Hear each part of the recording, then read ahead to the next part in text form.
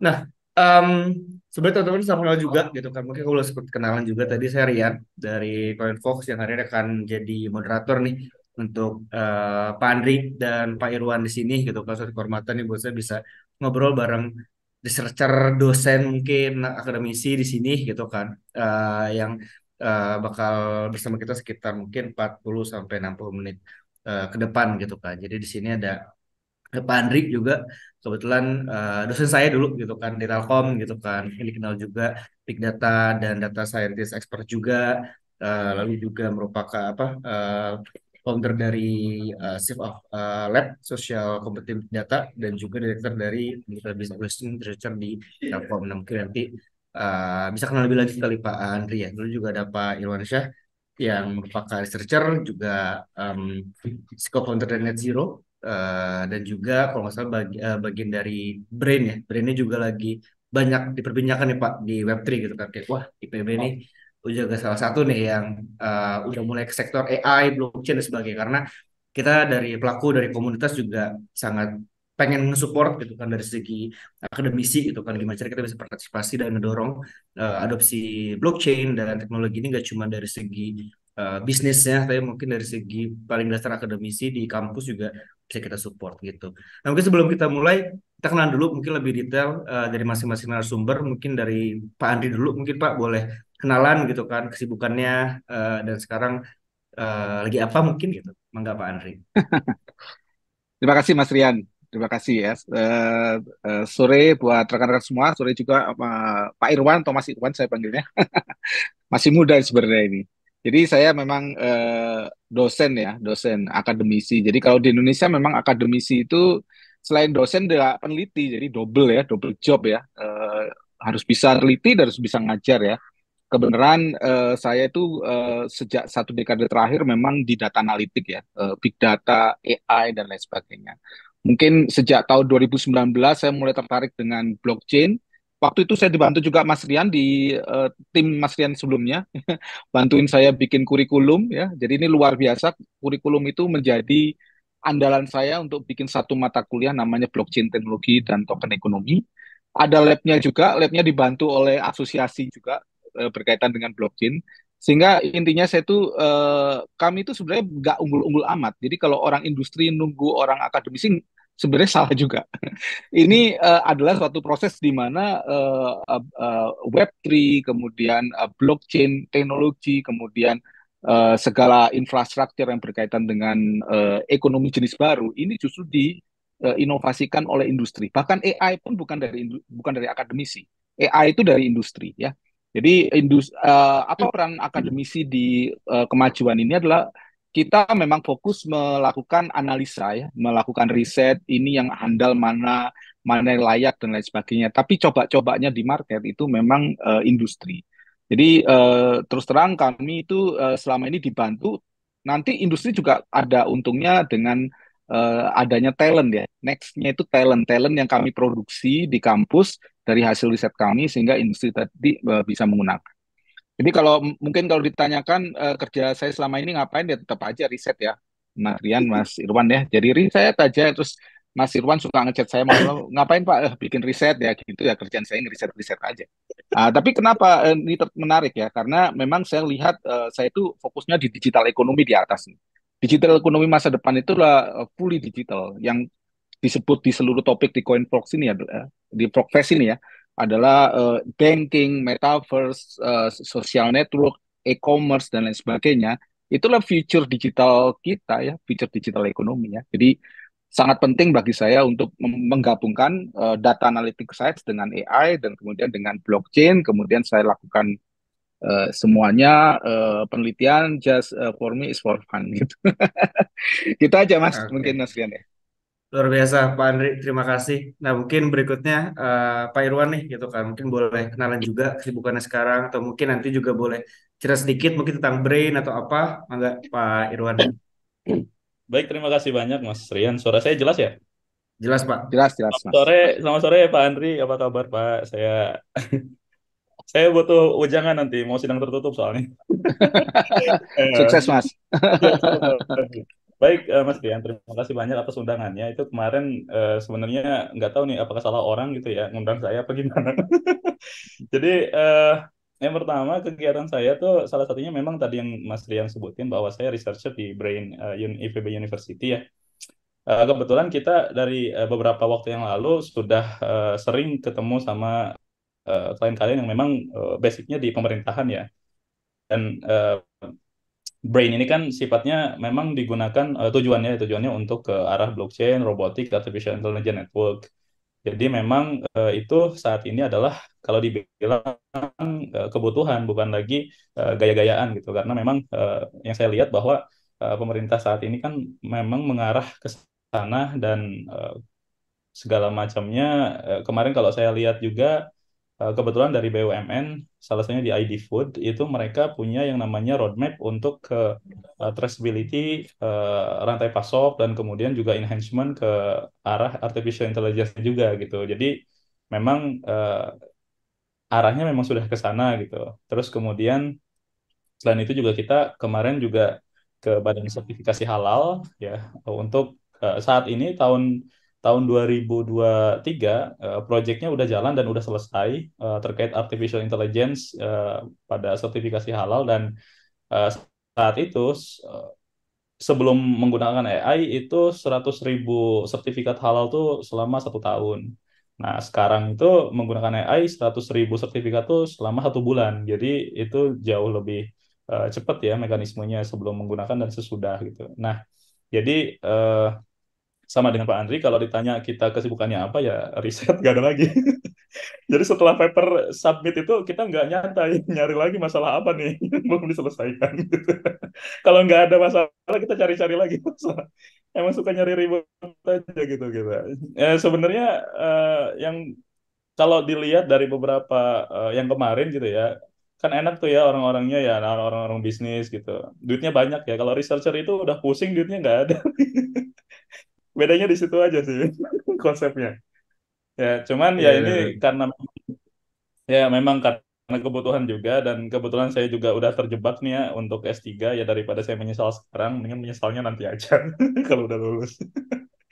Itu aja Varian, terima kasih banyak Mas. Ya, benar-benar thank you Pak Irwan atas perkenalan juga gitu kan. Jadi hari ini teman-teman nih juga kita bakal ngobrol bareng Pak Irwan dan Pak Andri gitu kan tentang transforming riset in digital era dan juga decentralized science gitu kan. Nah mungkin ini karena ya kalau kita bisa katakan sebenarnya memang kalau kita di blockchain di ya dunia desentral ini banyak yang apa-apa tuh karena didesentralisasiin gitu kan, di blockchain kan gitu. Karena mungkin di sini terlepas nanti sudah ada atau belum penerapannya kita juga mungkin lebih ke ngobrol kayak pendapat ya Pak Iron dan Pak Andri nih gitu kan sebagai researcher Hmm, akademisi kayak di industri ini kalau di blockchain gimana baiknya apa dan hmm, sebagainya gitu karena mungkin ada hal yang menarik juga di sini karena mungkin tadi seperti bilang mungkin beberapa case yang ada di researcher kayak tentang publish mungkin nge-publish tuh susah apa enggak sih atau kayak ada isu eksklusivitas mungkin yang bikin research susah atau bahkan tadi termasuk yang kayak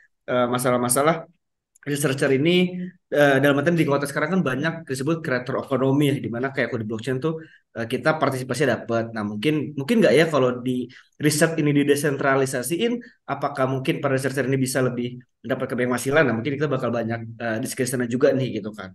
Nah tapi yang pertama mungkin mau ngobrol juga sih ke Pak Andri dan Pak Irwan selaku researcher juga gitu kan. Ada nggak sih di dunia riset kan mungkin banyak ya namanya sektor pasti ada problem ya gitu kan. Nah, dalam hmm. konteks ya kayak tadi mungkin penerbitan jurnal tuh zaman sekarang susah nggak sih gitu kan? Atau kayak masalah-masalah yang ada sekarang yang biasanya Pak Andri dan Pak Irwan jalankan gitu kan, masalah yang dirasakan sama di dunia riset, ada nggak sih yang kemungkinan ya itu bisa di blockchain kan Pak misalnya gitu. Kalau kita berangan-angan gitu. Kira-kira kalau dari atau mungkin udah ada case-nya juga boleh ceritain sih. Kira-kira dari Pak Andri mungkin gimana kira-kira Pak? Oke, makasih Mas Rian. Jadi kebetulan saya itu selama 2 tahun terakhir itu mempublish 7 jurnal Q1. Q1 itu top level ya. Dan untuk membuat jurnal Q1 itu paling cepat itu 6 bulan. Paling lama nggak ada batasnya, bisa bertahun-tahun. Ya, jadi ini suatu proses yang menurut saya arkaik ya. Arkaik itu proses kayak dinosaurus gitu. Dan itu sudah diadopsi oleh banyak orang di seluruh dunia, semua profesor segala macam harus melalui hal seperti itu ya. Di Indonesia profesor-profesor pasti sudah melalui proses bahwa mereka harus punya jurnal bereputasi gitu ya. Semakin tinggi jurnalnya itu menunjukkan gengsi yang luar biasa. Ini mempertaruhkan nama baik lah di bidang apa namanya reputasi di dunia akademis ya. Cuma problem di akademis itu pada saat kita mempublish paper itu kita itu ada di kontrolnya central authority yaitu publisher. Publishernya itu kayak pulau-pulau terpisah, satu Elsevier, satu apalagi itu ya Mas ya, Sage Plus, satunya IEEE tergantung jenis keilmuan ya, dan banyak sekali. Jadi kalau kita lihat eh, kita sudah lihat ada kemajuan di decentralized finance ya. Kita ada decentralized social media.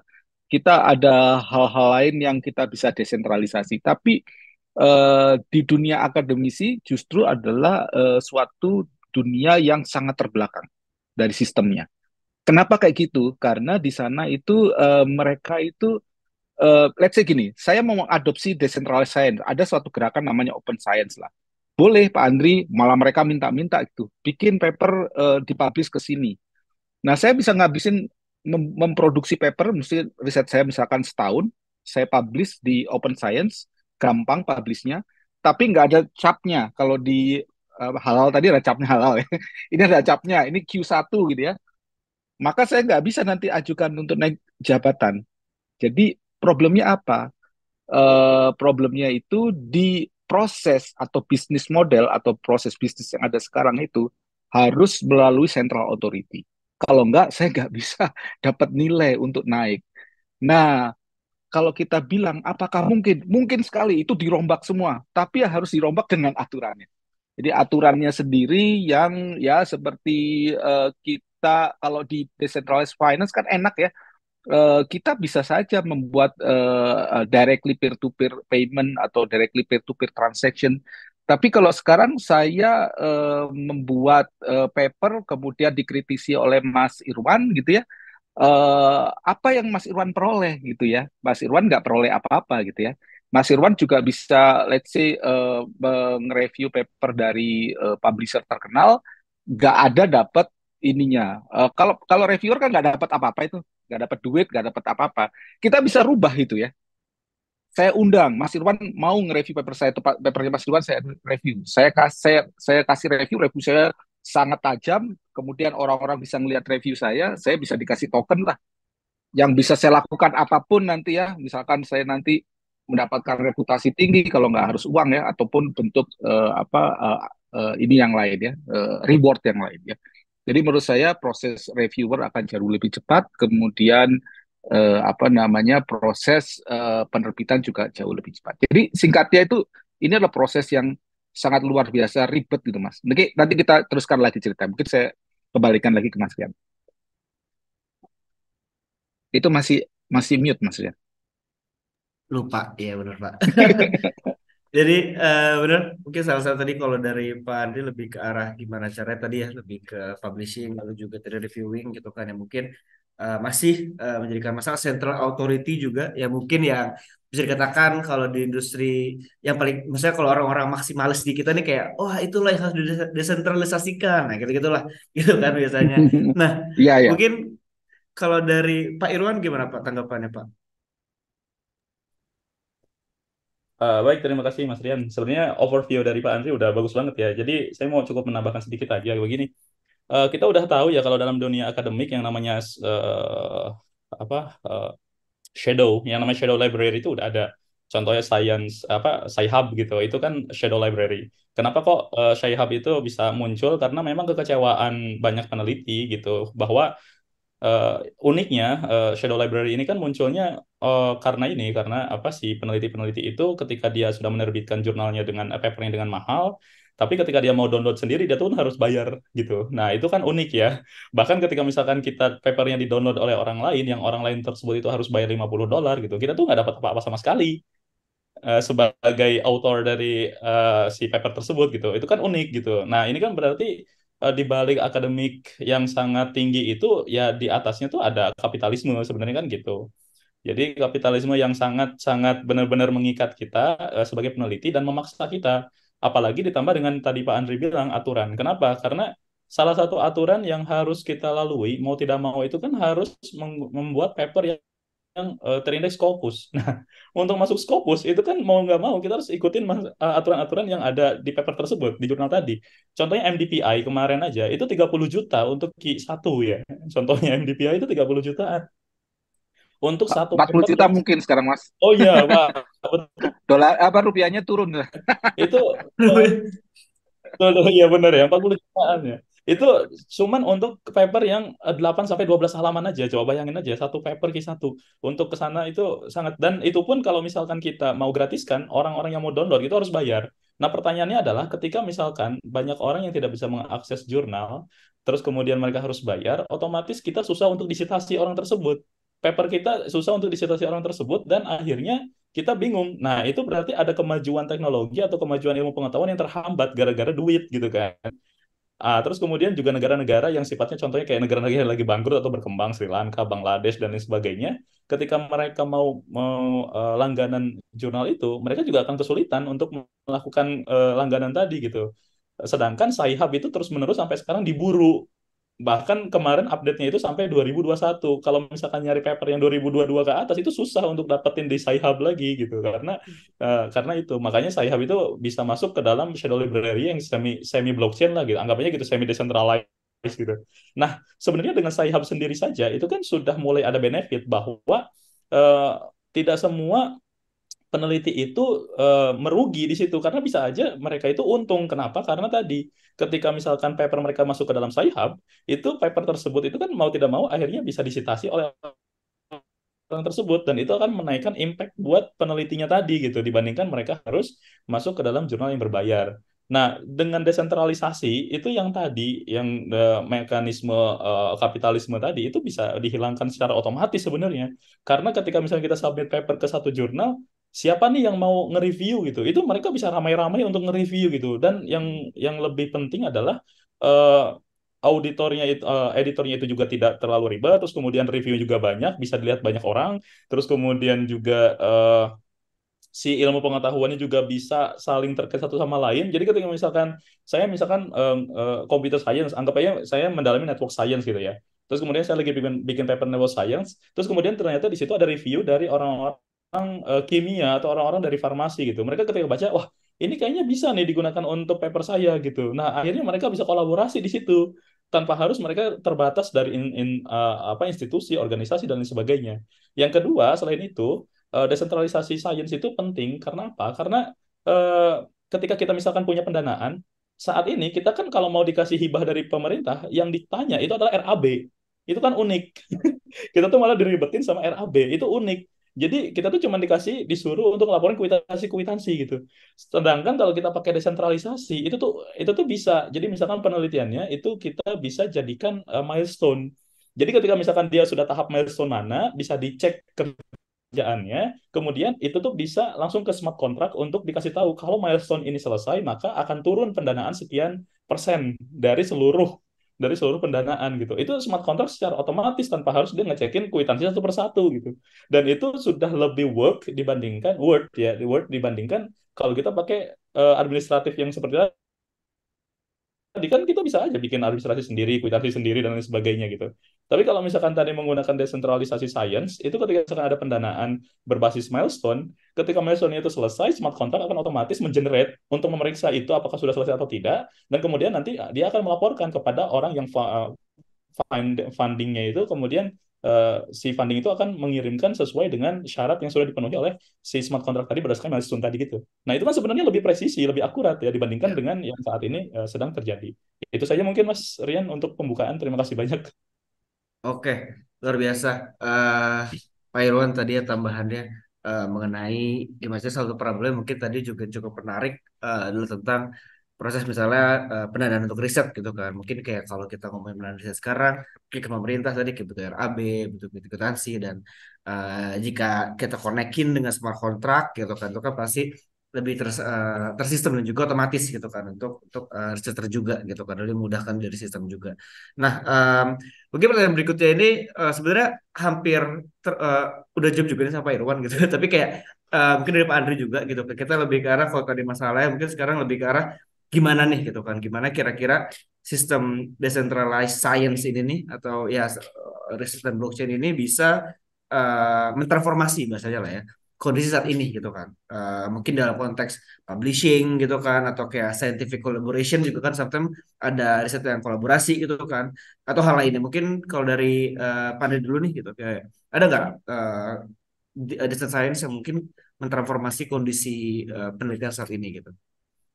Ya, baik, terima kasih. Jadi saya tadi mau highlight ya, tadi Pak Mas Irwan tuh meng-highlight satu hal penting yaitu kecurangan. Ya, curang itu termasuk sistem yang sekarang itu membesarkan atau memperkuat terjadi kecurangan. Karena tadi cerita apa namanya itu apa itu Mas namanya apa kwitansi juga bisa dibikin sendiri. Dan itu suatu hal yang sangat eh, saya sangat miris ya. Saya malu juga sebagai peneliti di Indonesia. Jadi sekarang itu baru baru dari segi keuangan ya, tapi dari segi riset juga, misalkan saya bikin riset, kemudian riset saya itu sebenarnya nggak bagus-bagus amat, tapi saya akalin, kemudian jadi bagus dengan narasi saya, padahal hasilnya nggak bagus-bagus amat. Ya. Datanya ada, saya buat sendiri, kemudian Mas Irwan nyoba gitu, Mas Irwan gagal, terus Mas Irwan mau protes ke saya gimana? Yang dilakukan Mas Irwan adalah Mas Irwan yang terbaik bisa dilakukan Mas Irwan adalah Mas Irwan bikin paper lagi, membantah paper saya, dan itu ribet sekali. Jadi itu suatu hal yang menurut saya sangat, makanya saya bilang tadi, dunia akademisi dengan dunia publishing paper itu dunia dinosaurus. Model itu apa berantem antar antar saintis itu bikin paper kemudian di di apa apa di ini ya di apa di, dibantah oleh yang lain, Dibantah. dibantah yang lain. Nah, sekarang kalau di Indonesia kan kita bukan tipikal orang membantah-bantah. Misalkan Mas Irwan segen sama saya, terus kemudian saya bikin paper, ah udahlah biarin aja Pak Andri bikin paper salah, saya nggak akan ngalahin, saya bikin sendiri aja. Tapi saya juga nggak rugi karena saya meskipun curang, paper tersebut bisa saya gunakan untuk naik jabatan, let's say ya. Jadi ini adalah satu hal yang apa namanya kecurangan itu tidak pernah bisa dihandle oleh teknologi ya. Kemudian yang kedua, sebenarnya ada contoh yang sudah sangat lama namanya open science. Open science itu sebenarnya banyak hal yang bisa kita lakukan. Di antaranya publishing tadi, kemudian kita ngundang orang untuk melakukan reviewer seperti minor ya. Minor itu bersama-sama itu ya dikasih tapi kalau open science orang itu nggak dikasih reward sebenarnya, cuman oh saya tertarik papernya Mas Irwan ya sudah saya jadi reviewer gitu ya. Kemudian bisa juga open data yang kemudian sekarang data itu bisa Mas Irwan melakukan apa namanya eksperimen. Saya ingin meneliti aspek lain dari data tersebut. Misalkan misalkan ada data Ethereum, ini paper saya juga banyak ya. Kemudian saya bikin network analysis dari Ethereum. Saya ngitung centrality-nya, Mas Irwan ngitung modularity-nya kan udah beda ya. Bisa jadi dua paper yang berbeda. Tapi biasanya itu nggak bisa dilakukan. Saya punya data, saya gunakan untuk ngitung centrality, modularity dan lain sebagainya. Dan Mas Irwan sebagai orang di luar nggak bisa karena saya nggak pernah publish itu datanya. Jadi ini yang menghambat tadi yang dibilang Mas Irwan juga, menghambat kemajuan teknologi atau kemajuan ilmu pengetahuan yang ada di kita ya. Kemudian faktor ketiga adalah reproducibility dan apa namanya replicability. Nah, ini problem yang luar biasa karena replicability butuh alat yang banyak. Misalkan kalau tadi Mas Irwan cerita ada di Brain, kemudian di Brain itu ada toolsnya banyak, ada engine-nya banyak. Gimana saya bisa mengakses itu? Gimana saya bisa membuat penelitian itu bahkan memperbaiki penelitiannya peneliti lain, let's say, gitu ya. Jadi ini satu dari cara dari banyak problem yang sebenarnya apa namanya bisa diselesaikan dengan teknologi itu sendiri. Jadi saya pemikiran saya adalah begini, pernah dengar namanya Soulbone ya, Soulbone-nya si apa Ethereum siapa namanya Vitalik ya. Vitalik Nah, ya. kredensial itu nempel di saintis gitu ya. Hmm. Jadi apakah dia berbuat baik, apakah dia berbuat curang, apakah dia membantu mereview, kita bisa lihat kredensial dia dan itu menurut saya yang perlu kita lakukan di apa namanya di dunia akademisi. Mungkin sementara dari saya seperti itu. Oke, luar biasa. Jadi tadi beberapa hal yang mungkin bisa transformasi ya kalau kita ngomongin decentralized science, mulai dari mungkin kecurangan di riset, lalu ada publishing, dan juga tadi replicability yang benar juga ya, ada Soulbound itu mungkin ya hal yang ibaratnya NFT ya yang nggak bisa dipindahkan lah ya, mungkin itu memang kan dulu kan sempat ramai juga, salah satu kegunaannya mungkin kayak buat ijazah, buat apa, hal-hal yang nempel lah itu Ya, bisa digunakan dengan Soulbound ini, juga juga jadi implementasi yang menarik ke depannya di industri riset gitu kan. Nah, mungkin selanjutnya aku mau naik ke Pak Irwan juga nih. Kalau dari tadi kita ngobrol secara the problemnya, lalu juga kita ngomongin gimana impact ya ke researcher gitu. Tapi kalau gue tahu tadi sempat nyebutin beberapa platform juga, mungkin kayak ada open science dan sebagainya gitu kan. Tapi kalau boleh tahu sekarang nih in current situation gitu, udah ada belum sih platform yang bisa kita sebut sebagai decentralized science yang membantu researcher saat ini gitu? Udah ada belum sih? Dan kalau boleh tahu apa tuh ya? Mungkin di sini ada teman-teman dari akademisi juga yang bisa nyeri tahu juga nih gitu, dari Pak Irwan kira-kira ada nggak Pak di luar sana? Em, Kalau yang saya baca itu ada dua ya, ada Moleko sama Scienroot. Nah, itu dua startup yang melakukan pendanaan yang menggunakan apa decentralized tadi itu blockchain. Sebenarnya kalau saya tadi lihat terkait, saya mau melanjutkan sedikit dari Pak Andri tadi ya terkait hambatan itu memang betul sekali. Sebenarnya begini, tidak ada bedanya antara komoditas bisnis dengan komoditas penelitian itu pasti ada yang namanya rantai pasok. Mau rantai pasoknya seperti apa ya pasti ada, kayak misalkan ketika kita mau submit paper itu kan ada yang namanya publisher, kemudian ada juga editor, kemudian ada juga reviewer dan lain sebagainya gitu. Nah, sebenarnya dengan teknik yang namanya decentralized science itu ya itu jadi mempersingkat aja gitu. Eh, saya aja nih submit paper ada 3 bulan belum di review-review gitu kan. Saya nggak tahu sesusah apa paper saya itu di review. Padahal saya tuh masih mahasiswa S3 gitu kan. Nggak jago-jago amat. Saya bukan Albert Einstein yang harus keluar angkasa untuk nyari rumus matematik seperti apa gitu kan. Saya nggak tahu mekanisme seperti apa yang bikin itu jadi susah gitu. Nah, itu salah satunya. Sekarang giliran ada ngejurnal yang cepat itu malah dianggapnya predator. Itu tuh aneh makanya. Jadi kalau itu yang lama anggap predator dibilang kita aja, Mas. iya, Di aneh-aneh aja Indonesia Mas. aja. Saya nggak ngerti. Iya, MDPI kan Ya, Indonesia. Jadi saya percaya ini menarik benar. ya, Mas Irwan cerita. Iya, iya. Saya nggak Iya, iya, bisa silakan, predik Pak. loh, nggak bisa predik saya akan Iya, diselesaikan sampai kapan gitu ya. Jadi itu memang apa namanya betul. rintihan. Ya Mas ya. Iya, Monggo saya Mas terus nggak terus paham. Mas. Nah, itu salah. Siap, siap, Pak Andri. Ya, itu salah satu kendala kenapa saat ini sains itu sangat terhambat. Itu karena tadi, ketika misalkan kita nih punya data, contohnya tadi tuh data token dari apa namanya data history dari blockchain-nya punya Pak Andri. Terus kemudian Pak Andri mau pakai ini untuk papernya. Papernya lagi disubmit, belum di review, belum publish. Tapi saya mau sitasi itu gitu. Saya mau pakai data itu. Cuman kan nggak enak ini. Masalah masalah kehormatannya para saintis kan di situ. Nah, jadi mau nggak mau saya harus nunggu itu, dan saya nggak bisa melakukan publish duluan gitu karena saya harus citasi paper tersebut. Nah, ini kan jadi susah, jadi kolaborasinya akan menjadi terhambat. Contohnya saya misalkan sekarang meneliti terkait dynamic smart contract yang tadinya statis jadi dinamis. Nah, dynamic smart contract ini kan anggap saja misalkan salah satu eh, milestone atau satu satu batu peletakan batu baru gitu yang itu tuh bisa digunakan untuk berbagai macam. Nah, saya lagi ngembangin si dynamic smart contract-nya ini lebih ke arah menggunakan LLM gitu. Nanti orang-orang tersebut, ini saya punya draft paper yang dia itu mencoba untuk melakukan modifikasi. Jadi ketika misalkan kita butuh smart contract apa, dia tuh tinggal ngetik aja pakai prompt gitu. Saya butuh smart contract untuk bla bla bla, terus dia enter. Nah, nanti kemudian si LLM itu akan menangkap si prompt tadi, dan nanti smart contract itu akan melakukan generate terkait smart contract yang diinginkan oleh si user tadi itu. Jadi benar-benar bisa dinamis. Nggak kayak sekarang, nggak kayak sebelumnya gitu. Kalau smart contract, kalau ada perubahan dia harus di deploy ulang, nanti historinya hilang semua gitu. Nah, dengan adanya smart contract yang dynamic, terus kemudian digabungin dengan AI tadi, di enhancement, itu dia bisa lebih dynamic dan bisa memenuhi kebutuhan. Nah, ini kalau misalkan saya punya dynamic smart contract-nya ini, terus untuk project saya, orang lain mau pakai, itu saya paling harus simpen di GitHub, contohnya gitu. Nah, berapa banyak orang yang harus buka itu? Sedangkan kalau GitHub itu kebanyakan bukan peneliti, di situ adalah orang-orang industri dan mereka nggak bikin paper gitu kan, masalahnya di situ.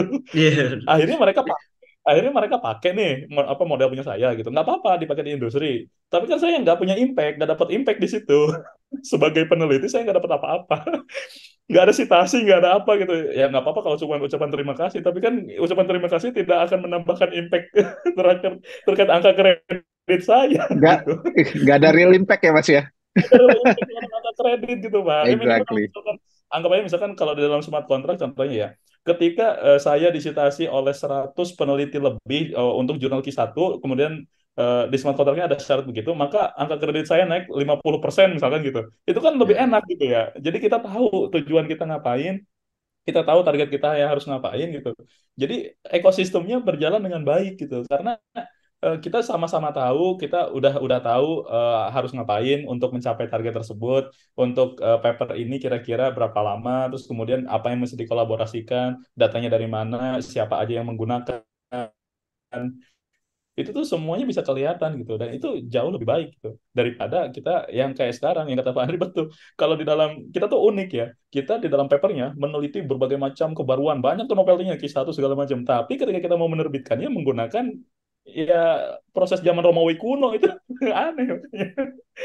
Itu aja Mas Rian. Oke, luar biasa. Pak Irwan, terima kasih. Nah, dari Pak Andri mungkin ada tanggapan nggak nih Pak? Atau mungkin tadi sempat lebih ke tentang platformnya ya. Siapa tahu Pak Anies mencoba atau apa nih dari segi platform Iya decentralized ya. science yang mungkin udah exist sekarang nih. Ya, kalau secara ini ya, mungkin banyak ya. Saya ini baca juga sama kayak Mas Irwan. Saya lihat itu, eh, jadi kunci utama dari itu adalah DAO sebenarnya. Governance Hmm. ya. Governance gimana kita, mana yang harus direview, mana yang dapatkan, apa namanya, contohnya nanti hibah, mana yang ini harus dipublish, itu kan harusnya ada governance gitu ya. Nah, Ya. governance ini selama ini central authority. Nah, itu banyak sekali saya baca. Tapi problemnya ini belum mainstream. Jadi Hmm. sama dengan konteks metaverse tadi, kita punya konsep bagus, tapi bagaimana kita menarik traditional user, yaitu peneliti-peneliti, untuk masuk ke arah sini. Saya rasa ini tinggal menunggu waktu ya. Saya rasa ini teman-teman dari apa namanya yang anak-anak muda ya, yang angkatannya Mas Irwan udah pasti ngerasa banget bagaimana susahnya masuk Q1 dan lain sebagainya. Ke depan akan jadi proponen ya, sama saya juga jadi proponen ya. Ini kalau saya lihat ini ada misalkan DAO ya, DAO itu banyak sekali ya, terutama di bidang biologi ya. Biologi itu memang butuh dan mahal ya. Kemudian ada infrastruktur dan data, ada data lake juga, ada design lab ya, ada apa funding atau filantropi. Jadi minta duitnya nggak harus lewat pemerintah, tapi ada semacam organisasi NGO yang bisa kasih funding ya. Kemudian ada NFT juga, NFT itu science termasuk data, termasuk reputation, termasuk berapa banyak citasi, reputasi ya. Kemudian publishing ya. Publishing ini saya lihat ada Max Planck ya. Max Planck itu adalah salah satu institusi terkenal di Jerman. Ini adalah satu-satunya nama yang saya kenal. Yang lainnya nggak ada. Jadi ada nama banyak, tapi nggak ada satupun yang saya kenal. Jadi menurut saya untuk dunia tradisional publisher untuk masuk ke sini ini masih lama karena memang benar kata Mas Irwan tadi, ini adalah duit Mas. Ini duit yang paling murah paling mudah diperoleh. Orang ngasih paper ke saya terserah saya kapan mau publish. Setelah publish saya bisa jual ratusan bahkan ribuan dolar. Ya, ribuan dolar lah minimal ya. Jadi ini merupakan kita seperti melawan current system yang menurut saya ya agak semena-mena gitu. Itu aja sih Mas Rian. Oke, luar biasa.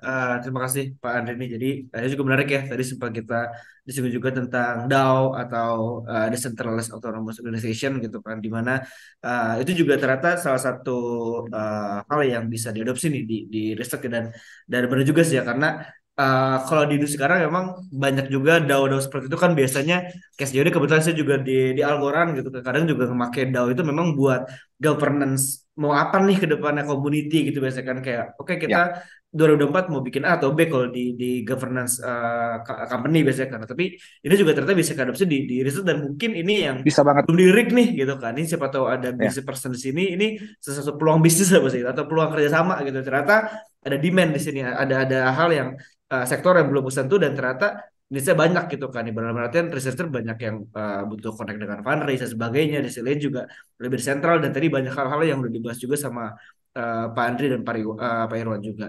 Nah, by the way juga teman-teman mungkin sambil kita lanjut juga kita open question juga ya. Jadi buat teman-teman aku mau ingetin bahwasannya teman-teman di bawah ada kolom Q&A dan kalau mau ada yang ditanya, filosofi ditanya sejauh ini sih memang udah beberapa yang bertanya, tapi mungkin kalau mau nongolin nama boleh gitu karena memang di sistem Zoom bisa anonimus, bisa nama langsung. Jadi feel free kalaupun mau dibuka langsung juga nanti kayak gitu kan.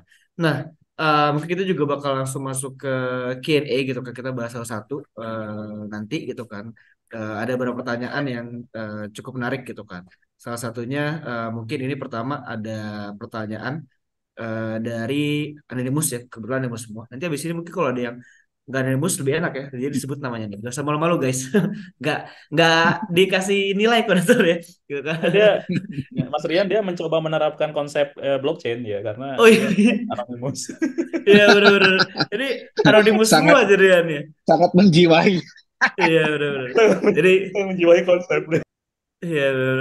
Jadi teman-teman pertama mungkin ada pertanyaan nih kayak mungkinkah melalui decentralized science penelitian kembali kepada akarnya itu mencoba mengungkap kebenaran tanpa adanya titipan dan entitas tertentu. Nah ini mungkin agak tricky nih. Mungkin kayak politisasi atau gimana saya kurang paham juga gitu. Mungkin dari Pak Irwan nih mungkin. Kan tadi udah peka dulu nih. Mungkin Pak Irwan gimana kira-kira kalau Pak Irwan nih? Sebenarnya begini, Mas. Kita bukan menuduh, tapi peluang itu ada. Jadi, jadi Hmm. konsepnya bukan menuduh, tapi peluang itu ada. Selama konsep itu sentralisasi, peluang itu ada karena ada Hmm. admin pusat yang mengatur itu. Jadi, Hmm. kalau mau bilang misalkan ada oknumnya, ada gitu. Tapi eh, ya gimana caranya menghilangkan peluang tersebut itu terjadi kan? Nah, berarti kalau misalkan dibilang tadi titipan-titipan, ya eh, itu suatu apa namanya ya ya suatu rahasia umum juga sih ada orang yang suka nitip-nitipin paper ke temannya gitu asal nama dia dimasukin itu tuh bisa itu Oh sangat ya, bisa sekali itu sangat benar-benar. bisa sekali terjadi gitu bahkan ada kampus itu yang memang ngasih benefit gitu apa namanya ngasih eh, uang kalau misalkan dosennya itu bisa masukin ke paper ini berapa kali gitu. Jadi satu papernya tuh dapat uang berapa. Nah itu jadi semakin banyak kalau itu kan tinggal bilang aja dia punya teman yang jadi editor di paper apa gitu dan lain sebagainya di Hmm. jurnal apa gitu kan dia tinggal bilang aja kerjasama gitu kan bisa sebenarnya peluang tersebut itu terjadi. Nah, dengan decentralized science itu sebenarnya otomatis hal tersebut itu tidak akan terjadi. Kenapa? Karena paper-paper sampah. Kalau kalau saya mengutip ucapannya Pak Romi Satriawahono waktu itu, 80% paper yang ada di Indonesia itu sampah, katanya gitu. Beliau bilang kayak gitu. Kenapa? Karena kalau untuk dosen sendiri ya contohnya misalkan ada dosen tuh mereka kan menggunakan apa ada salah satunya penelitian. Nah, karena mereka udah sibuk ngajar misalkan dan lain sebagainya, ya mereka bikin paper sekedarnya aja gitu. Ada juga Hmm. yang numpang dari mahasiswa yang biasa-biasa aja gitu. Yang itu sebenarnya bukan penelitian. Jadi kayak misalkan dia bikin sistem informasi akademik gitu. Ya itu bukan penelitian kan sebenarnya cuma menerapkan yang udah ada model udah ada aja gitu. Nah, dengan adanya decentralized science itu kan sebenarnya kita bisa benar-benar nge-review ini paper ini kualitasnya kayak gimana sih. Jadi kayak dikeroyok bareng-bareng aja gitu. Hmm, ya betul. Dikeroyok bareng-bareng dan kalau misalkan fakta kumulatif itu kan jadi kebenaran ya fakta kumulatif itu Hmm. kan bisa jadi kebenaran karena kalau misalkan ada satu yang curang yang lain itu bisa ngerevisi nah jadi eh, dia mau bohong itu nggak bisa karena orang lain yang punya kredibilitas lebih tinggi dia akan punya kehormatan untuk menilai itu dengan sangat jujur gitu jadi itu tidak akan mungkin terjadi akhirnya ketika paper tersebut itu masuk disubmit benar-benar dikeroyok gitu sampai akhirnya dia tuh terjamin bahwa dia tuh sesuai gitu dan eh, eh, orang-orang yang tadinya cuman sekedar nitip-nitip jadi nggak bisa itu contohnya kayak gitu sih itu Pak Benar-benar. Rian Mas. Jadi jalur-jalur ordal lah ya, Nggak jalur ada itu, jauh-jauh perdalam. orang Nah, nggak ada. Rantai ini pasoknya tidak ada terputus. nih. Ya udah diputus oleh desentralisasi. Kalau Pak Iya. Andri, gimana menurut Pak Andri nih Pak? Ya, kalau mungkin saya akan menjawab dari aspek lain ya. Kalau ini mungkin saya lihat kalau peneliti bisa juga tetap mengungkap kebenaran, tapi problem kita kan bukan hasil riset ya. Tapi kebenaran kita juga under governance dari suatu otoritas yang kita nggak punya kontrol. Dan otoritas itu problemnya dijadikan acuan secara resmi untuk menentukan nasib kita sebagai peneliti. Jadi itu suatu hal yang nggak masuk akal. Kita paper bagus, kemudian nasib kita digantungkan ke orang lain, dan kebetulan orang lain ini semuanya di luar Indonesia gitu. Sedikit yang di Indonesia ya, bukan bukan semua ya. Jurnal bereputasi di Indonesia itu sangat sedikit ya. Tapi jurnal-jurnal yang besar, yang untuk jadi profesor dan sebagainya, kebanyakan di luar. Ya itu it's a big paradox untuk menentukan nasib kita, dan kita harus menggunakan let's say istilahnya produk luar atau entitas luar, bukan kita sendiri kita pergunakan. Itu aja sih Mas Rian, tambahan dari saya. Kalau masukan Mas Irwan tadi udah jelas, itu banyak problem di sana. Gitu. Ya, oke oke. Ini menarik nih ya mengenai titipan-titipan ordal dan mengenai tadi juga sempat dibahas oleh Pak Andri nih. Nah, berikutnya mungkin pertanyaan selanjutnya ada em, dalam penelitian impact factor sebuah jurnal memegang peran penting dalam menentukan jurnal mana yang kita approach melalui Hmm. central science. Apakah real impact factor ini masih tetap ada atau terselesaikan? Oh, ini kayak nanya beneran beneran peneliti nih. Mungkin bisa jawab dari Pak Andri mungkin gimana Pak? Ya, jadi impact factor itu kan menunjukkan seberapa bagus paper kita diterima ya, diterima oleh publik atau peneliti lain. Jadi diterima itu artinya paper kita seberapa besar dia disitasi. Jadi kalau paper kita makin bagus atau jurnal kita berisi paper-paper yang bagus, maka dia sebut impact factornya besar. Biasanya kalau impact factor besar, ini kayak sistem dia jadi selebritas ya. Selebritas itu banyak followernya, tapi dia dengan picky akan milih mana yang bisa dia pilih ya. Makanya masuk ke jurnal bereputasi bagus itu susah ya. Apa dia mengundang banyak peneliti datang kayak kayak kayak laron ya. Terus semua laronnya ada yang mati ya. Jadi Ada yang jadi mati. itu itu nggak ada hubungannya dengan decentralized science kalau menurut saya. Ini adalah Oke. di mana-mana itu adalah hukum natural dari alam ya. Jadi orang yang ganteng, yang cantik followernya banyak, orang biasa-biasa atau itu ya followernya nggak banyak. Jadi kalau decentralized science tadi kita balik lagi ke proses, bukan ke reputasi. Tapi mungkin juga impact factor untuk yang sudah bagus biasanya memang dia melalui proses yang bagus ya, prosesnya bagus, yang masuk juga papernya bagus, mau mau coba mengarang-arang pakai ChatGPT juga susah karena editornya juga ngerti apa yang dibahas, ya akhirnya kan secara keseluruhan dia memproduksi hasil yang bagus. Jadi decentralized science tidak akan membantu mereka. Yang bisa dibantu decentralized science adalah orang-orang yang bagus, tapi nggak terekspos, nggak punya duit, Oh kemudian nggak iya, iya, iya. punya jalan dan lain sebagainya. Jadi ini desentralisasi itu sebenarnya menginklusivitaskan semua peneliti, termasuk peneliti-peneliti muda. Tapi kalau peneliti sudah terkenal ya mereka nggak perlu lagi. Gampang kayak gitu. Mungkin gitu ya Mas Mas Rian ya. Oke, luar biasa. Nah, dari Pak Irwan mungkin ada tambahan nih dari segi impact factor ini apa ada hubungan Oke, dengan desain atau baik. gimana? Sedikit Mas Rian. Nah, ini sebenarnya saya punya kasus kemarin. Jadi saya tuh submit paper ke satu jurnal. Itu Hmm. uniknya si reviewer itu dia bilang paper Anda ini kurang lengkap. Anda harus melengkapi paper Anda itu dengan jurnal-jurnal yang dia lampirkan linknya. Jadi ketika saya lihat Pak Andri itu tuh paper-paper yang nama depannya itu nama peneliti pertama itu Reviewer. dia semua. Jadi ketika Ya, saya oh jadi saya tahu reviewer itu siapa gitu kan.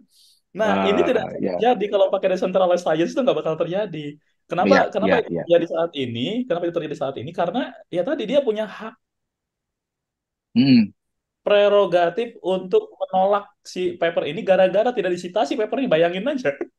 Paper saya udah bagus, novelty-nya banyak, novelty-nya unik gitu ya. Terus kemudian hanya gara-gara tidak mensitasi paper dia, saya ditolak, bayangin aja coba.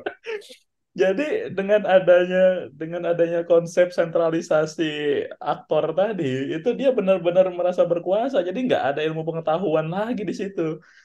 Iya ya. Padahal, padahal kalau saya lihat, padahal kalau saya lihat paper saya citasinya udah bagus-bagus pakai Science Direct, IEEE dan lain sebagainya gitu. Hanya karena tidak mensitasi paper-paper dia sebanyak 10 paper itu saya tidak diterima. Maksudnya saya mendapat ulasan lagi gitu dan harus saya Iya. revisi untuk menambahkan itu doang. Coba bayangin untuk menambahkan itu saja. Setelah itu diterima coba. Berarti kan nggak ada urusan, nggak ada masalah dengan paper saya. Hanya Iya masalah benar-benar. hanya masalah sentimen aja. Sentimen ya bener. Baper Itu dia itu. Pak, nggak Ya dimasukin itu. tuh. Iya, itu Oke. salah satu kasus yang terjadi kemarin. Jadi dengan decentralized science buat saya itu nggak bakal terjadi. Ya itu Oke, maksudnya ke oke. impact factor kan. Jadi Yes. pendekatannya salah satu dampak yang bisa didapatkan benefitnya itu Direduksi ya ya. hal-hal kayak gitu tuh sebenarnya nggak bakal. Ya. Iya betul Pak Andre itu Eh, jadi ketika saya citasi 10 paper dia, saya itu cuman gini, blockchain adalah bla bla bla. Saya citasi aja ke dia gitu. Padahal nggak ada ya, urusannya gitu maksudnya dia nggak ada ngebahas urusan. apa gitu. Terserah kita harusnya. Iya, Ya, ya itu nggak iya. itu adalah salah satu kecurangan itu sebenarnya. Kecurangan dari reviewer. Ya, editornya Makanya harusnya nggak ya memperbolehkan salah itu. satu Siap-siap. Nasib jelek kacau. mas. Yang penting ya masih dulu. Makanya Ya penting kalau itu terima ya. kemarin karena iya karena yang penting saya emang syarat kelulusan jadi ya udahlah, it's okay. Yang penting lulus Siap aja siap. udah. Itu Mas Oke. Rian. Menarik, menarik. Ini banyak cerita menarik nih ya, yang mungkin banyak bisa dijadikan solusi sebenarnya, jika kita memang mulai mengeksplor, mulai nerapin desentralisasi ini. Nah, tadi banyak juga ngobrol tentang fund atau pendanaan lah mungkin kan. Tadi ada pertanyaan juga yang relate dengan hal tersebut gitu kan. Jadi seperti kita ketahui bahwa alokasi dana untuk riset ini kan tergolong minim jika dibandingkan dengan negara maju, mungkin di Indonesia konteksnya ya. Kalau di Indo lebih minim Hmm. dibanding negara maju untuk Hmm. alokasi dana yang turun ke researcher gitu kan. Dan permasalahannya ya tadi kita sudah bahas bisa di atasi dengan ada decentralized science gitu kan mungkin. Nah, Hmm. pertanyaan cukup menarik. Di mana pertanyaan adalah langkah-langkah apa yang bisa ditempuh nih untuk kita bisa lebih memperkenalkan decentralized science kepada peneliti Indonesia mengikut pendapat dari narasumber. Kira-kira gimana dari Pak Irwan mungkin gimana kira-kira Pak? Langkah-langkah ini ya apa dapat Iya ditempuh untuk untuk mengenalkan memperkenalkan. sebenarnya ya Pak Andri udah bahas di awal ya nggak ada lagi selain regulator. Jadi Hmm. kita mau bagaimanapun mau menerapkan blockchain, anggap aja misalkan kita mau pakai kripto kan, kalau regulatornya nggak mau ya udah kita cuma sekedar menganggap itu sebagai komoditas, contohnya kayak gitu. Ini juga sama kalau misalkan kita mau konsepnya si decentralized science itu dikenalkan ke peneliti Indonesia, ya mau nggak mau ya, ya sudah akhirnya si regulator lagi yang eh, punya konsep untuk itu karena Ya. mereka yang mengatur, mereka yang mencoba untuk bagaimana cara mengkampanyekannya, atau mengkomunikasikannya seperti apa. Ya contohnya kayak kemarin nih MDPI itu dibilang bermasalah misalkan, kan Hmm. regulator yang bilang. Sedangkan eh, sedangkan pada kenyataannya sampai saat ini toh nggak semua eh, tidak semua paper yang masuk ke situ diterima. Kalau kalau predator kan diterima semua. Masuk situnya juga udah Hmm. susah gitu Susah. maksudnya. Jadi jangan hanya karena hanya karena dia itu cepat gitu ya, cuman 20 hari selesai gitu. Terus kemudian dianggapnya ya predator. Itu kan berarti urusan dengan regulator yang mana yang boleh dan mana yang tidak boleh itu urusannya ke regulator. Jadi bukan bukan kita lagi yang harus ngebahas itu. Hmm. Kita cuman bisa menyiapkan konsepnya seperti apa, modelnya seperti apa. Kita edukasi mereka bagaimana caranya, apa benefitnya dan seterusnya. Itu aja yang bisa kita lakukan sih, Mas. Oke, menarik. Jadi dari segi regulator juga mungkin bisa mulai mengeksplor gitu kan, atau bahkan ya bisa mendukung gitu kan dengan adanya desentralisasi ini, karena kalau kita ngobrol hampir selama 40 menit lebih ini banyak banget yang bisa jadi solusi sebenarnya kan. Gimana cara nanti bisa dapat dukungan Mas juga dari mau mau regulator. mau mau nambahin nih, mau nambahin. Boleh, Mau Pak nambahin Andre. ya. Ya, jadi kalau saya nih sebenarnya berterima kasih juga ada event ini, terutama ke Pak Hmm. Mas Anonimus nih ya. Bagaimana mengenalkan funding DeSci gitu ya. Nah, saya Iya. juga baru tahu DeSci ada fundingnya ini setelah saya ngomong tadi. Nah, Oh jadi iya. yang harus saya lakukan ya adalah ya saya udah cari nanti saya akan cari sendiri. Jadi tapi ada problem juga gini problemnya. Ilmu itu kan banyak ya. Ada ilmu Mhm. komputer, ada ilmu psikologi, ilmu biologi, kedokteran. Jadi nggak semuanya tentu available buat kita. Tapi saya akan mencari ya, karena kebetulan saya suka cari dana gitu ya. Jadi kalau ada yang Mhm. mau ngasih funding saya lewat desain ya, untuk funding atau filantropi, ada orang yang masih, sebenarnya saya akan cari gitu ya. Kalau saya sukses nanti akan saya share. Jadi sekarang Betul, betul, prosesnya betul. adalah nanti saya akan explore. Kemudian saya nambahin tadi tentang regulator. Jadi sebenarnya problemnya kita regulator itu karena nggak tahu sih sebenarnya. Jadi Ya, karena nggak tahu tapi sudah ngomong gitu. Jadi problemnya ya harus banyak literasi ya di regulator sebelum ngomong itu harus belajar dulu lah. Ya memang tugas saya, tugas Mas Irwan untuk selalu mempromosikan, oh ini lo bagusnya, oh ini lo keunggulannya ya. Itu problem, itu tanggung jawab dari sisi kami. Gitu. Mungkin gitu Oke, Mas oke. Rian. Sampaikan itu aja. Benar-benar.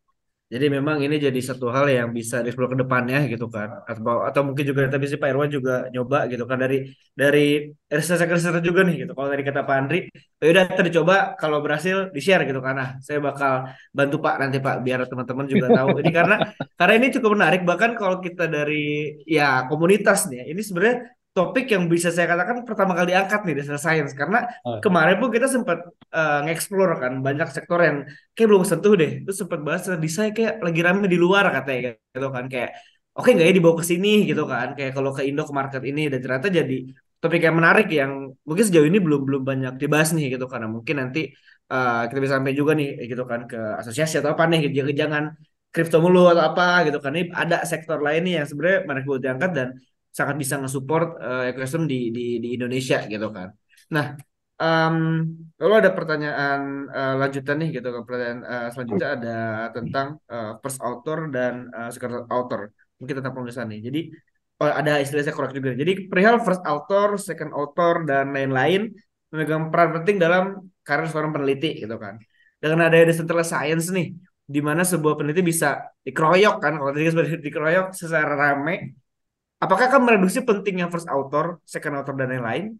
Kira-kira gimana untuk pertanyaan ini nih dari Pak Andri mungkin? Ya, dari Mas Anonymous atau Mbak Anonymous. Jadi ceritanya itu gini, first author, second author dan lain sebagainya itu adalah kesepakatan author ya. Jadi bukan sistem. Jadi nggak ada beberapa orang ya udah first author itu yang mengerjakan tekniknya. Itu kalau mahasiswa S3 ya, mengerjakan Hmm. itu kemudian pembimbingnya ada di dua author kedua atau author ketiga. Tapi ada juga yang bilang first author itu adalah orang yang punya idenya dulu gitu ya. Kemudian Hmm. mahasiswa yang mengerjakan itu ada di author kedua, ketiga. Nah, contohnya ini contoh bagus dari MDPI karena tadi Mas Irwansyah bilang MDPI. Di MDPI itu dituliskan, tapi Elsevier juga, cuman Elsevier nggak ditulis di papernya ya.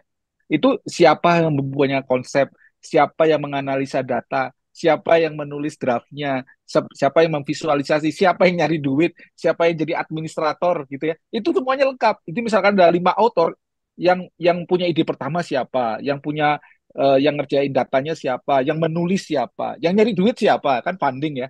Dan itu dituliskan. Nah, nanti urutannya siapa yang nomor satu harus mana nggak ada. Itu terserah dari kesepakatan author.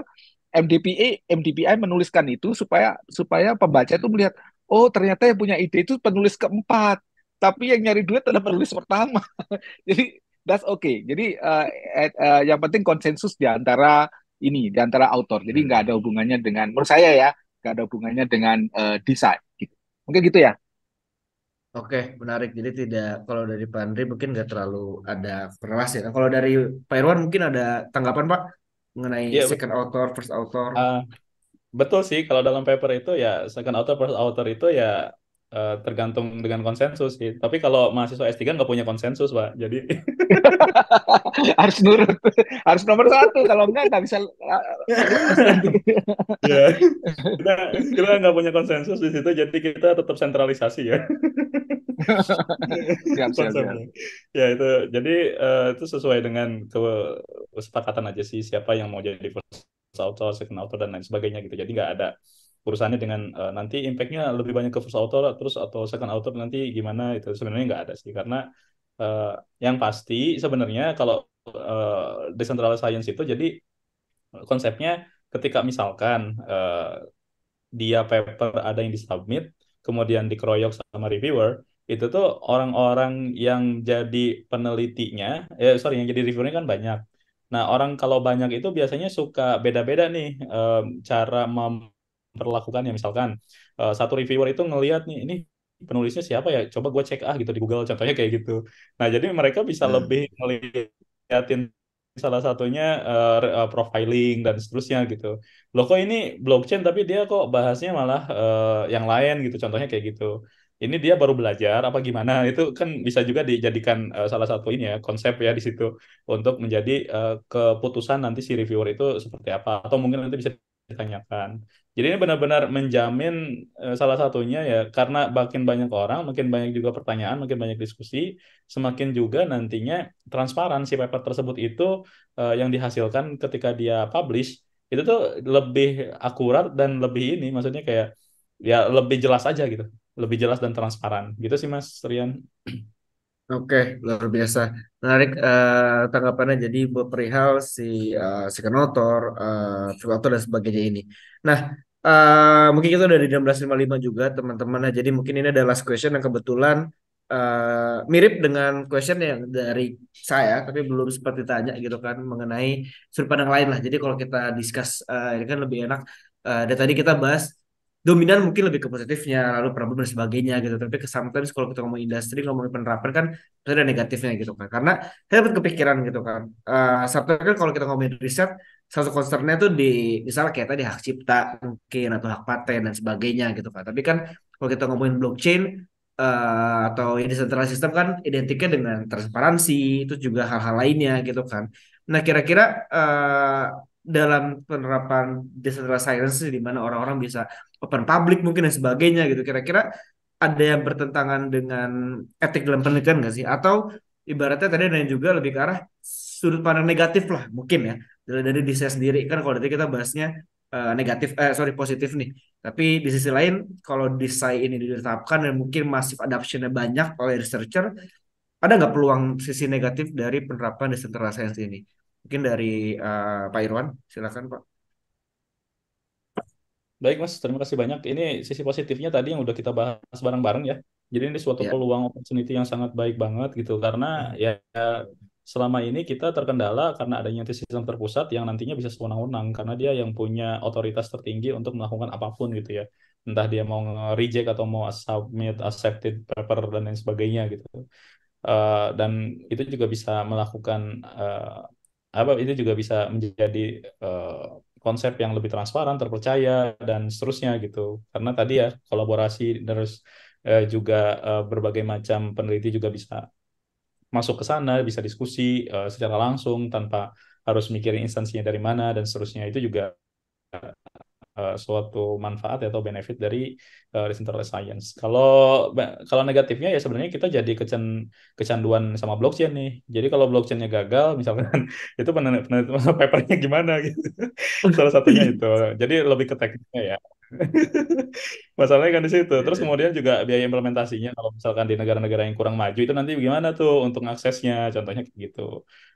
Negara-negara nih udah pakai decentralized science itu udah keren banget itu. Nah ini negara-negara yang bangkrut, negara-negara yang berkembang itu cara aksesnya nanti bagaimana gitu? Apakah mungkin nanti mau pakai yang sisi off chain-nya atau seperti apa? Saya juga nggak terlalu paham ya. Terus sama ini mungkin ya isu apa hukum gitu ya, regulasi sih yang tadi saya bilang apakah tadi mau gitu ya menerapkan ini karena ini akan menghilangkan jutaan dolar Hmm. dengan sangat mudah karena dia kan jutaan dolar dari satu paper 40 dolar itu kalau kita sekali submit Scopus itu kan minimal anggap aja misalnya kita 50 paper atau 100 paper itu pun belum kita baca semua tuh kalau kalau kita downloadin aja aduh itu berapa dolar itu yang harus kita keluarin untuk satu paper kita gitu jadi ya itu apakah nanti mau seperti itu atau tidak itu aja Mas dari saya Mas. Oke, dari Pak Andri mungkin Pak ada tanggapan sisi Eh, negatif mungkin dari data science? halo, tes. Ya, halo Pak. Oh, tuh. Tadi Dengar? suaranya hilang. Ya, Oke, ini oh, bilang saya ya. iya betul Atau Pak. Mas Irwan? Oh ya, oke. Masih Mas silakan Irwan, Pak Andri. Pak Andri, Pak Andri. Mas, Mas Irwan udah selesai? Udah Pak, udah Pak Andri sekarang. Oke, oke. Ya, ya, ya, ya. Oke, makasih. Ya, sorry tadi agak hilang jadi. Jadi kalau tadi saya itu kan dari dulu mungkin Mas Irwan, Mas Rian juga tahu saya itu proponen blockchain, jadi saya tahu value yang diperjuangkan dan saya suka dengan idealismenya dan semua keuntungan sudah kita ceritakan. Kerugiannya menurut saya kerugian atau drawbacknya ya. Sebenarnya bukan kerugian ya, challenge-nya itu susah membuatnya. Jadi saya sampai sekarang belum kebayang membuat decentralized science di mana fair gitu. Kalau fair itu berarti semua orang harus tahu peran mereka itu. Itu yang Hmm. tidak mudah membuat saintis itu apa namanya terbiasa dengan eh, ada jurinya yaitu central authority yaitu publisher gitu. Coba sekarang mereka berantem saling benci gitu ya. Kemudian yang benci banyak daripada yang enggak. Misalkan kita semua benci Mas Rian gitu. Terus kemudian Mas Rian dikucilkan kan kita itu di dunia apapun ya di dunia game, dunia social network, di dunia itu belum pernah kelihatan gitu loh. Apakah contohnya saya tadi cerita lagi Solbon. Solbon itu apakah bisa dilihat sebagai cara untuk kita memberikan kredibilitas atau mendiskreditkan orang karena orangnya memang reputasinya nggak bagus. Itu menurut saya itu uh, saya belum kebayang caranya kayak gimana. Walaupun ada yang terbuka, semua orang bisa akses, uh, terbuka nggak semua orang mau terima itu. Kemudian yang kedua, ada banyak sekali ilmu pengetahuan yang saling disconnected satu dengan yang lain. uh, Memang decentralized science akan menjadi jembatan untuk menghubungkan semua keilmuan. Di sisi lain, akan semakin mengeksklusivitaskan satu ilmuwan. Misalkan komputer science saja. Hanya orang-orang komputer Hmm. science yang bisa dilakukan itu. Di kedokteran nggak bisa. Jadi itulah challenge yang menurut saya susah ke depannya. Belum lagi memang bagaimana kita mengenerate funding. Ya, kalau tadi funding dari filantropi dari negara, bisa nggak kita generate funding? Karena funding itu sekarang kayak publisher terkenal siapa Elsevier dan segala macam itu fundingnya itu juga channeling ke banyak bisnis gitu ya. Dan itu kalau hilang Hmm. semua, kita bisa nggak kita hidup tanpa mereka gitu. Jadi menurut saya ini suatu proses yang kompleks ya, walaupun secara ideal itu semua yang kita bicarakan hari ini. Mungkin gitu ya Mas Rian. Oke, terima kasih Pak Andri. Jadi mungkin kalau kita ngomongin sisi negatifnya tadi, kalau dari Peru mungkin lebih ke ya mungkin kalau negara maju bisa gitu kan. Tapi gimana dengan negara-negara lain yang masih berkembang yang masih belum maju juga gitu kan dari segi desentralisasinya, koneksi, kita tahu juga dan juga kalau tadi Pak Andri, menarik juga Pak ya mungkin kayak ya karena decentralized, mungkin semua orang bisa misalnya di DAO bisa up, bisa vote, bisa eh, vote up, vote down atau kayak kalau di Soulbound ya bener sih bisa jadi bagus buat orang tapi kalau negatif semua waduh gimana nih gitu kan jadi mungkin masih banyak hal-hal yang menarik yang bisa dikupas juga dalam artian yang namanya teknologi tinggal gimana nanti dibantu juga tadi disinggung perihal regulasi juga nih gitu kan yang sampai sejauh ini sih mungkin belum belum terkedengaran di desa ya tapi hope ya soon bisa masuk sini juga nih gitu kan siapa tahu Kemendikbud atau instansi terkait nih gitu kan bisa mendengar ini dan bisa mengeksplorasi mengenai desentralisasi ini juga. Nah, Setidaknya konsepnya dikenalkan, Mas. yap, Ya, setidaknya konsepnya diperkenalkan gitu. iya benar-benar benar diperkenalkan gitu kan. Nah, mungkin terakhir nih closing statement kali ya. Kita udah 1 jam nih ngobrol-ngobrol terasa walau kerasa kurang sih kalau kita ngomongin desa saya sih. Karena seru juga gitu kan mendengar langsung dari illustrator ini dari dosen, dari Pak Andri, dari Pak Irwan langsung gitu kan kita bisa lihat sudut pandang lain juga di industri ini. Em, Mungkin terakhir aku meminta closing statement dari Pak Andri dulu kali ya kira-kira mengenai desa ini seperti apa ada pandangan Pak Andri kayak gimana nih kira-kira Pak? Ya, kalau dari saya sih semoga bisa terwujud ya, walaupun nanti Hmm. mungkin saya udah pensiun. Tapi at least ini adalah dunia yang fair ya. Jadi kita selalu saya punya tagline di belakang ini ya. Yang tadi sebelumnya Mas Yosua tadi di event sebelumnya saya dengarkan bahwa perubahan itu kita nggak kerasa tahu-tahu sudah berubah gitu ya. Tiba-tiba eksponensial. Ini sama. Sebenarnya teknologi masa depan itu ada di sekitar kita gitu ya. Cuman nggak semua orang tahu. Jadi tiba-tiba kalau semua orang tahu kita akan nanti ngebut kayak meroket gitu.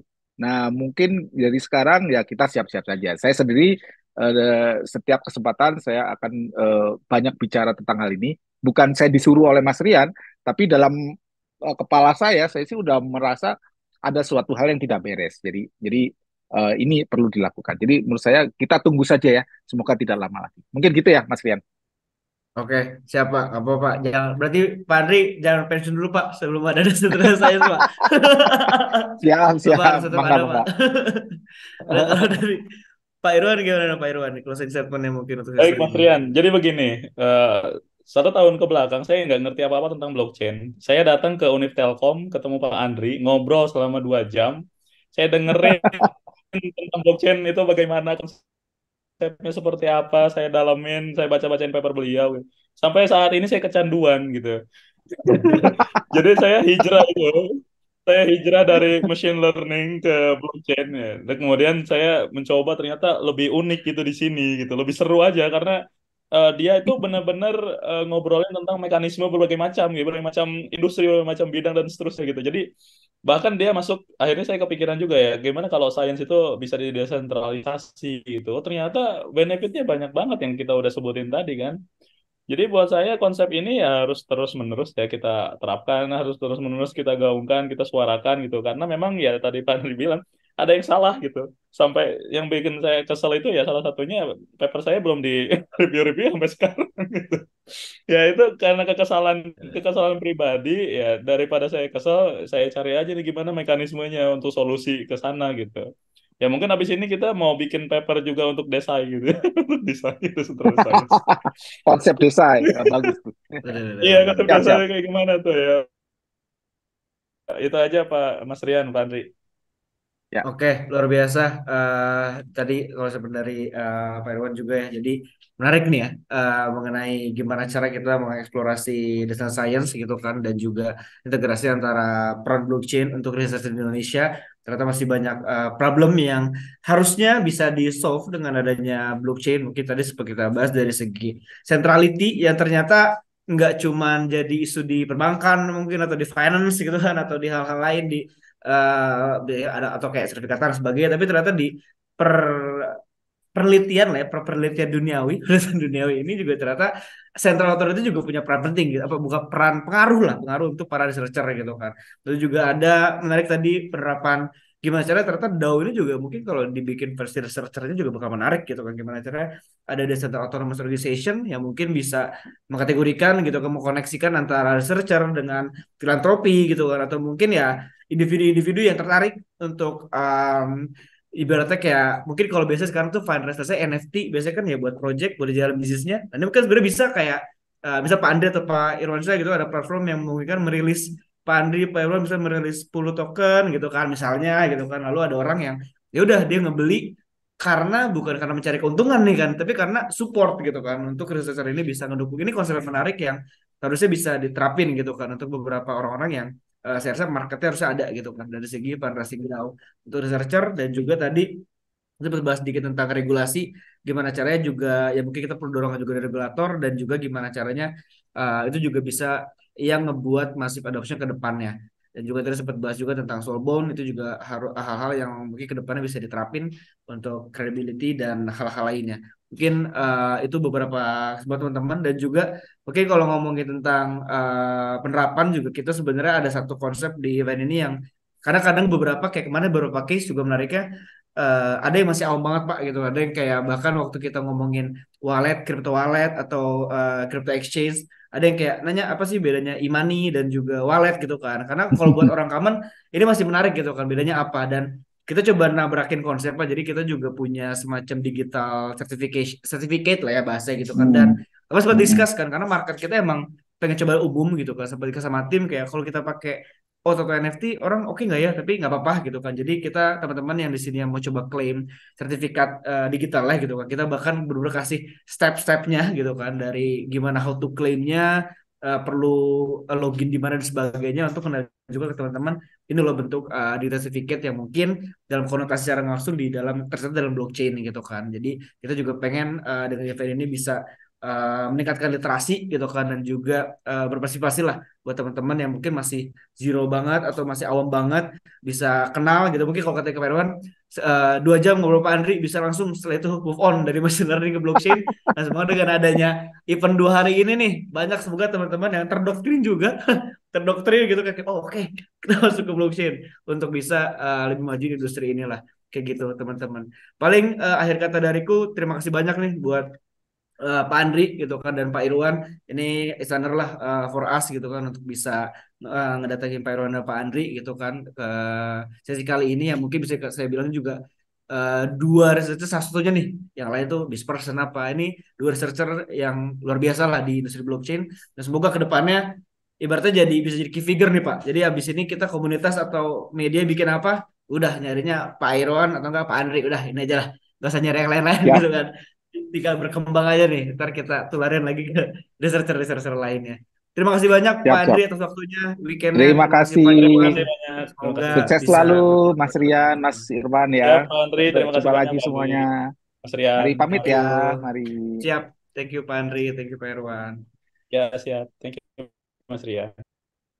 Oke, teman-teman. Jadi mungkin itu adalah jadi sesi terakhir juga pada kali ini. By the way, kemarin sebenarnya di Instagram kita di mana banyak yang nanya, ada recordingnya nggak Kak? Ada recordingnya nggak Mas? Jadi karena ini sesi terakhir juga, mungkin kita bakal langsung juga. Kita bakal ada recordingnya. Karena kemarin kalau kita jawab ada, nah teman-teman mungkin nanti bakal kayak mager-mageran gitu kan. Nah, jadi kita announce di akhir, nanti kita bakal announce juga di Instagram. Kita bakal upload the whole recordingnya per sesi.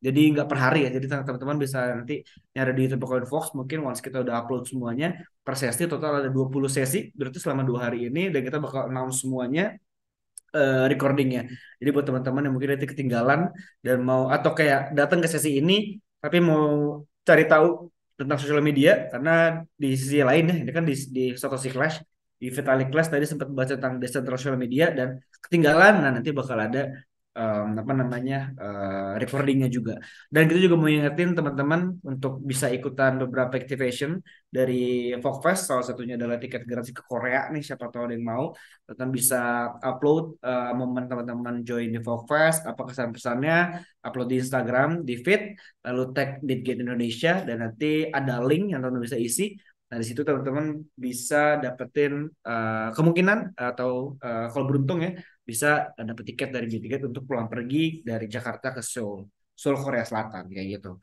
Dan juga teman-teman bisa coba upgrade your skill di MySkill dengan gunain kupon Fogfest, nanti teman-teman bisa dapetin diskon sebesar 50% gitu kan. Dan akhir kata, thank you buat seluruh partner, media partner, community partner, speaker, semuanya yang udah membantu kita dan mensupport kita selama 2 hari ini, terutama buat dua sponsor kita, Bitget dan Toko Kripto gitu kan yang telah menjadi sponsor pada sesi Fogfest keseluruhan dan saya Rian dari moderator sekaligus penutup acara ini. Thank you teman-teman sampai jumpa di Fogfest tahun depan. Bye.